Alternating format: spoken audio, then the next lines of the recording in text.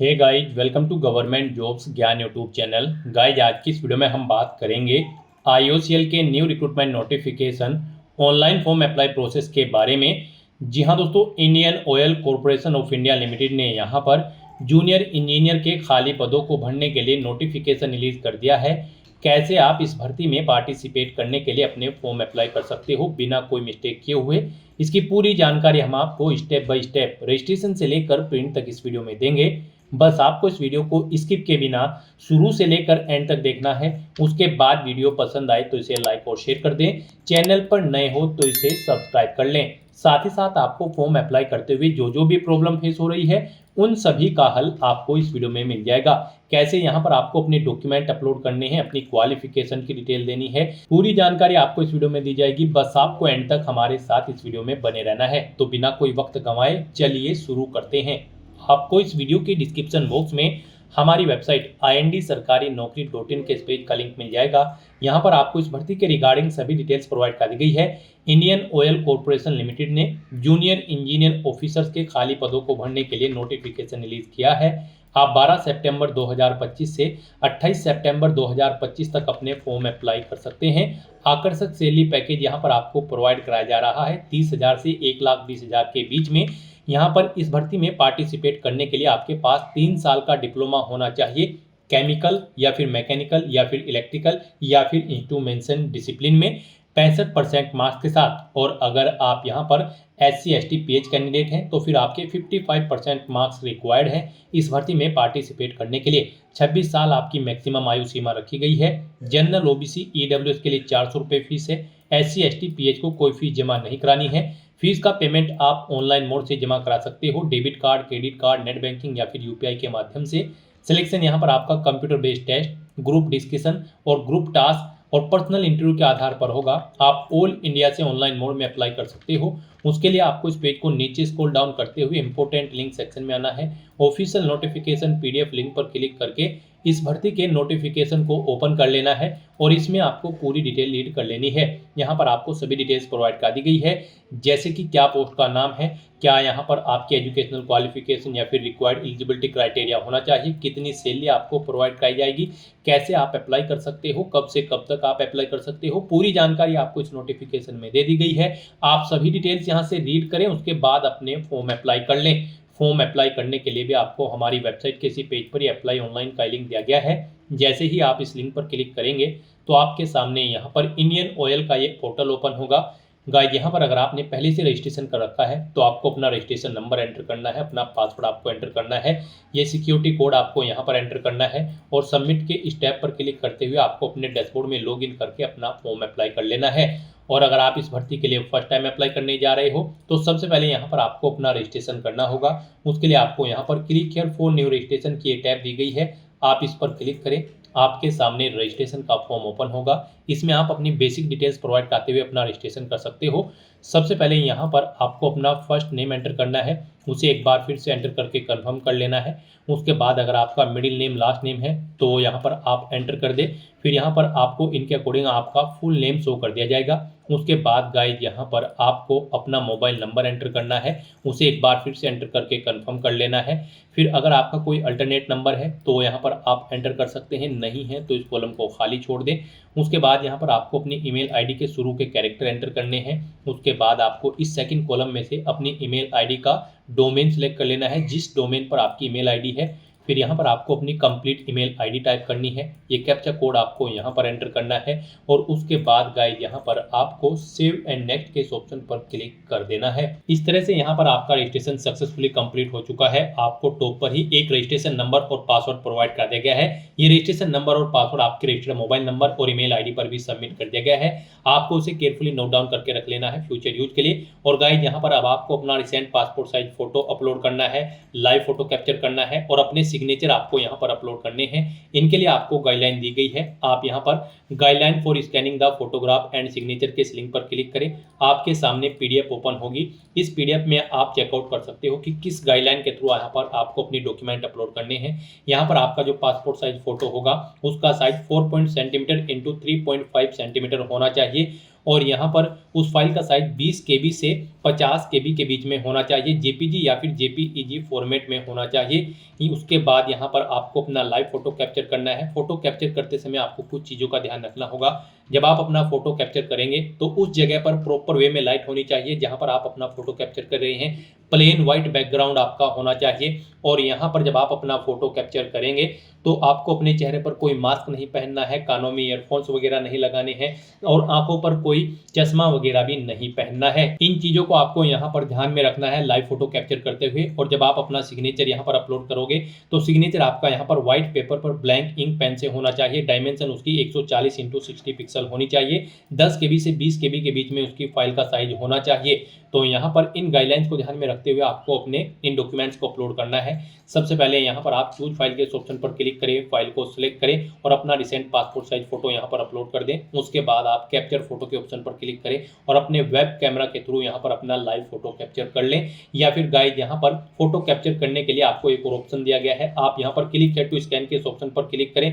आपके सामने ये QR कोड शो होगा। इसे आप किसी भी QR रीडर ऐप से स्कैन करें अपने मोबाइल फोन वगैरह से और फिर यहाँ पर आप अपना लाइव फोटो कैप्चर कर दें। आप मोबाइल के थ्रू भी यहाँ पर अपना लाइव फोटो कैप्चर कर सकते हो इस QR कोड को कैप्चर करने के बाद। उसके बाद आपको इस चेकबॉक्स को ओके करना है। फिर यहाँ पर आपको अपने सिग्नेचर अपलोड करने हैं। सिग्नेचर अपलोड करने के लिए भी आपको चूज फाइल के इस ऑप्शन पर क्लिक करना है, फाइल को सिलेक्ट कर लेना है और अपने सिग्नेचर यहाँ पर आपको अपलोड कर देने हैं। फिर आपको चेकबॉक्स को ओके करना है। इस तरह से अपने फोटो सिग्नेचर यहाँ पर अपलोड करने के बाद फिर आपको यहाँ पर नेक्स्ट के इस ऑप्शन पर क्लिक कर देना है। नेक्स्ट यहाँ पर आपको अपनी बेसिक डिटेल प्रोवाइड करनी है। गाइड यहाँ पर सबसे पहले आपको अपनी डिसिप्लिन सेलेक्ट करनी है। यहाँ पर आप जूनियर इंजीनियर की किस डिसिप्लिन के लिए अप्लाई करना चाहते हैं, केमिकल, मैकेनिकल, इलेक्ट्रिकल या फिर इंस्ट्रूमेंटेशन। आप अपने अकॉर्डिंग ऑप्शन सेलेक्ट करें। उसके बाद अपनी कैटेगरी यहाँ पर आप सेलेक्ट करें। यहाँ पर अगर आप PWBD कैंडिडेट हैं, अगर आप person with benchmark disability candidate है और आपकी डिसेबिलिटी 40% से अबव है तो आप यस करेंगे। फिर अपनी डिसेबिलिटी की कैटेगरी सेलेक्ट करेंगे। उसके बाद डिसेबिलिटी का टाइप सेलेक्ट करेंगे और फिर यहाँ पर आप उसकी डिटेल आगे प्रोवाइड कराएंगे, जैसे कि क्या आपको एग्जाम टाइम के दौरान यहाँ पर कॉम्पेंसेटरी की आवश्यकता पड़ेगी, स्क्राइबर की, तो यहाँ पर आप डिटेल्स देंगे। तो यहाँ पर आपको अपनी डिसेबिलिटी के रिगार्डिंग डिटेल देनी होगी। और अगर आप यहाँ पर person with benchmark disability candidate नहीं है तो सिंपली यहाँ पर आप नो ऑप्शन सेलेक्ट करेंगे। फिर ये आगे की डिटेल आपको नहीं देनी होगी। फिर यहाँ पर आपसे पूछा गया कि क्या आप person with specified disability cover करना चाहते हैं under the definition of section 2। अगर करते हैं तो यस करेंगे और फिर उसकी डिटेल यहाँ पर आप प्रोवाइड कराएंगे। नहीं करते हैं तो आप नो ऑप्शन सेलेक्ट करेंगे। उसके बाद यहाँ पर आपसे पूछा गया है कि क्या आप एक सर्विसमैन हैं, अगर हैं तो आप यस करें। सर्विस पीरियड यहाँ पर कितना था आपका, मंथ्स में एंटर करें। नहीं है तो आप नो ऑप्शन सेलेक्ट करें। फिर आपसे पूछा गया है कि क्या आप डिपार्टमेंटल कैंडिडेट है या फिर इंटरनल कैंडिडेट है यहाँ पर इंडियन ऑयल के, अगर हैं तो आप यस करेंगे, एम्प्लॉय नंबर देंगे और फिर यहाँ पर आप ज्वाइनिंग डेट सेलेक्ट करेंगे। और फिर अगर आप यहाँ पर डिपार्टमेंटल कैंडिडेट नहीं है सिंपली आप नो ऑप्शन सेलेक्ट करें। उसके बाद यहाँ पर आपको अपना रिलीजन सेलेक्ट करना है। फिर यहाँ पर आपसे पूछा गया कि क्या आप माइनॉरिटी कम्युनिटी के अंतर्गत आते हैं, अगर आते हैं तो यस करेंगे, नहीं तो नो ऑप्शन सेलेक्ट करेंगे। अपनी नेशनलिटी आपको ऑटोमेटिकली फिर मिलेगी। फिर यहाँ पर आपसे पूछा गया कि क्या आप आधार वेरिफिकेशन के लिए अपनी सहमति प्रदान करते हैं, यस या नो, आप अपने अकॉर्डिंग ऑप्शन सेलेक्ट करें।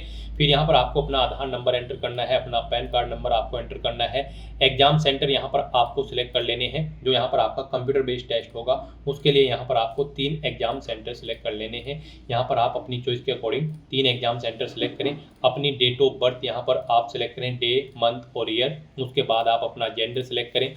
फिर यहाँ पर आपसे पूछा गया है कि क्या आपके जुड़वा भाई बहन हैं, अगर है तो यस करें, उनका नाम दें और जेंडर सेलेक्ट करें। नहीं है तो नो ऑप्शन सेलेक्ट करें। अपना मैरिटल स्टेटस आप यहाँ पर सेलेक्ट करें, आप मैरिड हो, अनमैरिड हो, विडो हो या फिर विडोवर या फिर डाइवोर्स। उसके बाद आपको अपने फादर का नाम यहाँ पर एंटर करना है। फिर यहाँ पर आपको उनका ऑक्यूपेशन सेलेक्ट कर लेना है। एनुअल इनकम यहाँ पर आपको उनकी एंटर करनी होगी। फिर ऐसे ही यहाँ पर आपको अपनी मदर का नाम एंटर करना है। उसके बाद उनका ऑक्यूपेशन यहाँ पर आपको सेलेक्ट कर लेना है, उनका व्यवसाय, उनकी एनुअल इनकम यहाँ पर आपको देनी है। अगर आप मैरिड हो तो फिर यहाँ पर आपको अपने हस्बैंड या फिर वाइफ का नाम देना होगा। फिर यहाँ पर आपको मैरिज डेट सेलेक्ट करनी होगी गाइज। उसके बाद यहाँ पर आपको अपना कोरोस्पोंडेंस एड्रेस एंटर करना है और फिर यहाँ पर आपको अपना परमानेंट एड्रेस एंटर कर देना है। और अगर आपका परमानेंट एड्रेस आपके कोरोस्पोंडेंस एड्रेस के अकॉर्डिंग सेम है तो बस यहाँ पर आप इस चेकबॉक्स को ओके कर दें। ऑटोमेटिकली आपका परमानेंट एड्रेस आपके कोरोस्पोंडेंस एड्रेस के अकॉर्डिंग फिल हो जाएगा। उसके बाद यहाँ पर आपको जीएसटी इनवॉइसिंग एड्रेस सेलेक्ट कर लेना है।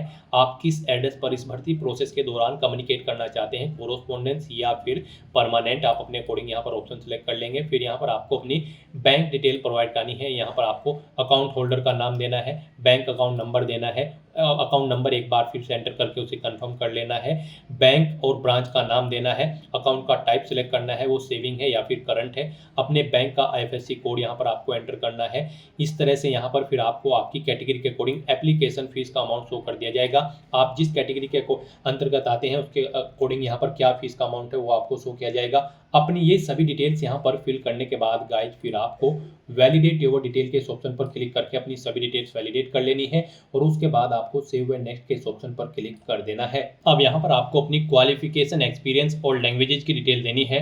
गाइज यहाँ पर इस भर्ती में पार्टिसिपेट करने के लिए आपके पास यहाँ पर इंजीनियरिंग का 3 साल का डिप्लोमा होना रिक्वायर्ड है 65% मार्क्स के साथ। और अगर आप रिजर्व कैटेगरी से बिलोंग करते हैं जैसे कि SC, ST या फिर PWBD तो फिर आपके 55% मार्क्स होने चाहिए। यहाँ पर आपके पास ये डिप्लोमा इन डिसिप्लिन के अंतर्गत होना चाहिए, केमिकल या फिर मैकेनिकल या फिर इलेक्ट्रिकल या फिर इंस्ट्रूमेंटेशन। इन डिसिप्लिन के अंतर्गत आपके पास 3 साल का इंजीनियरिंग का डिप्लोमा होना रिक्वायर्ड है इस भर्ती में पार्टिसिपेट करने के लिए। तो सबसे पहले यहाँ पर आपको अपनी 10वीं क्लास की डिटेल प्रोवाइड करनी है। यहाँ पर सबसे पहले आपको देना है बोर्ड का नाम, जिस बोर्ड से आपने अपनी 10वीं क्लास पास आउट की है। फिर यहाँ पर आपको मंथ और ईयर सेलेक्ट कर लेना है एडमिशन का, आपने 10वीं क्लास में कब एडमिशन लिया था। फिर आपको पासिंग मंथ और ईयर सेलेक्ट कर लेना है, कितने % मार्क्स आपने ऑब्टेन किए हैं 10वीं में वो आपको एंटर करने हैं। उसके बाद यहाँ पर आपको अपनी 12वीं क्लास की डिटेल भी सेम ऐसे ही प्रोवाइड कर देनी है। फिर यहाँ पर आपको अपने डिप्लोमा की डिटेल देनी है।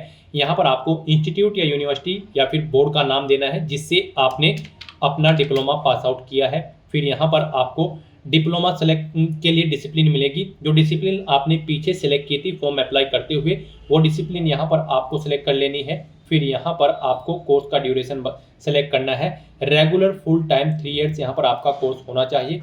फिर यहाँ पर आपको पूछा गया है कि क्या आप अपीयर्ड हो फाइनल ईयर में या फिर पास आउट।